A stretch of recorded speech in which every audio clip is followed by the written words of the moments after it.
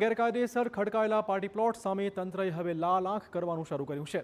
મવડીમાં 5,500 ચોરસ મીટર સરકારી જગ્યામાં પાર્ટી પ્લોટ બનાવવાનો આરોપ છે। રૂપિયા 3.85 કરોડથી વધુની કિંમતની જમીનમાં પાર્ટી પ્લોટ બનાવવાનો આક્ષેપ છે। સેટેલાઇટ પાર્ટી પ્લોટ નામ આપીને ભાડે અપાઈ સરકારી જગ્યા। તંત્રએ વર્ષ 2024માં દબાણ દૂર કરવા નોટિસ ફટકારી હતી।